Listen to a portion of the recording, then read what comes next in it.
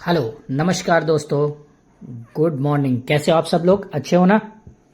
ठीक है, तो चलिए आज का जो टूल बॉक्स टॉक है एक बहुत ही सीरियस और हाई रिस्क टॉपिक पर है जिसका नाम है कन्फाइंड स्पेस सेफ्टी। ठीक है, तो कन्फाइंड स्पेस एक्सीडेंट में क्या होता है, मैक्सिमम फैटालिटी जो होती है, मौतें जो होती है एक ही टाइम में होती है। वो क्यों होती है? क्योंकि अक्सर लोग क्या करते हैं, बिना सोचे समझे रेस्क्यू के लिए अंदर चले जाते हैं। इसलिए आज हम कन्फाइंड स्पेस का definition, hazard, legal requirement, entry procedure, permit system, gas testing, PPE और रेस्क्यू प्लान सब कुछ डिटेल में जानेंगे।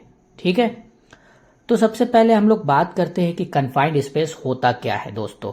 ठीक है, तो कन्फाइंड स्पेस ऐसी जगह है, वो जगह होती है जहां क्या होता है, लिमिटेड एंट्री और एग्जिट वाली जगह हो। ठीक है ना, जहां नेचुरल वेंटिलेशन क्या होता है वो मिलता नहीं है, यानी कि प्रॉपर तरीके से नहीं मिलता है, जो कंटिन्यूअसली क्या करता है, इंसान को दिक्कत देता है।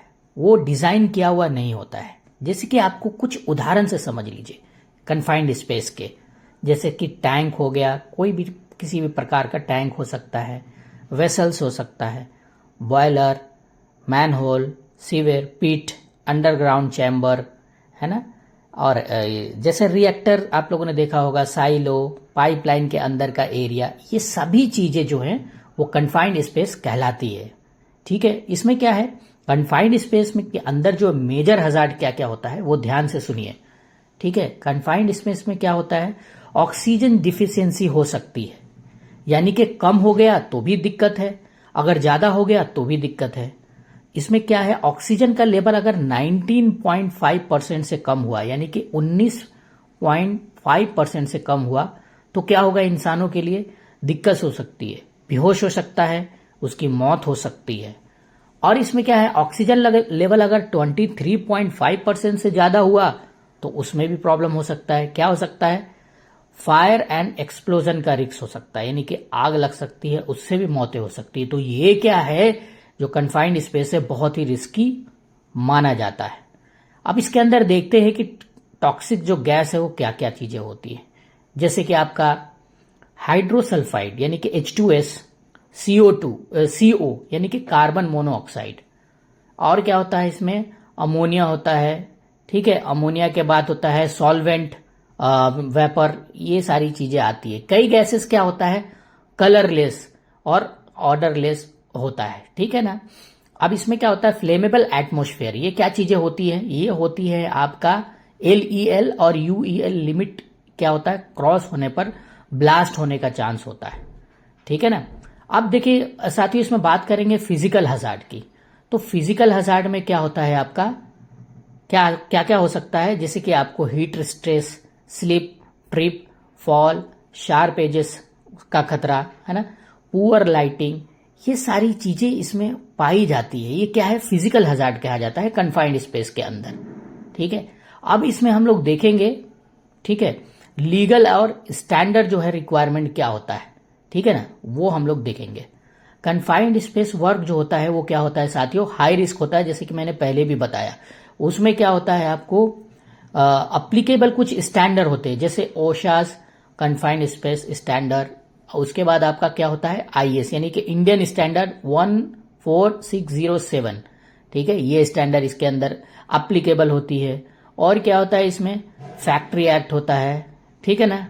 हाँ, यस यस, जी हाँ, मैंने पहले भी बोला इसमें जो फिजिकल हजार्ड है, यस यस जी हाँ, वो तो है, वो देखिए उसमें ध्यान देना है आपको। हाँ ठीक है, नेक्स्ट इसमें क्या है, लीगल आपका जो स्टैंडर्ड मैंने रिक्वायरमेंट बताया, उसमें कंपनी की HSC अपनी एक पॉलिसी होती है, परमिट टू वर्क सिस्टम होता है। बिना परमिट कन्फाइंड स्पेस का काम करेंगे तो क्या होगा, वो खतरा है। ठीक है ना, अनसेफ माना जाता है।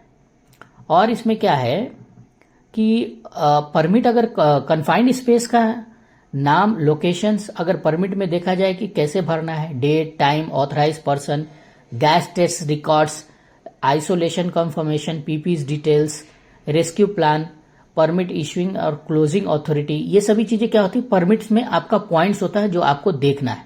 और इसके अंदर देखा जाए गैस टेस्टिंग की बात किया जाए, गैस टेस्टिंग प्रोसीजर क्या होता है, एंट्री से पहले ऑक्सीजन का जो है लेवल चेक करना है 19.5 से 23.5%। इसमें एलईएल क्या होता है आपका, लेस देन 10% होना चाहिए। और इसमें क्या है साथियों, आपका क्या है, एंट्री के दौरान यानी कि अंदर जब जाते हो तो कंटिन्यूसली क्या करना है, गैस मॉनिटरिंग मैंडेटरी कर देना है।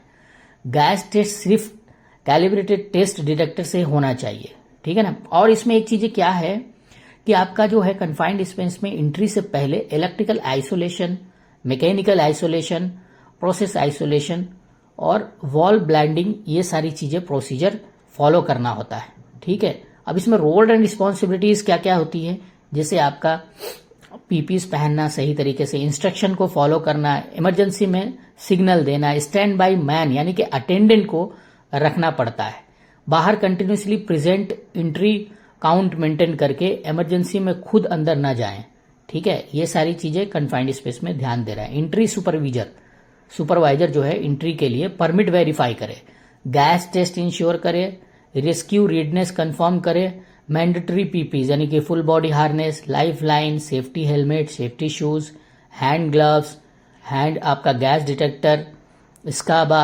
एयरलाइन ब्रीथिंग जो है आपका एपरेटस अगर रिक्वायर्ड है तो वो भी करे, है ना।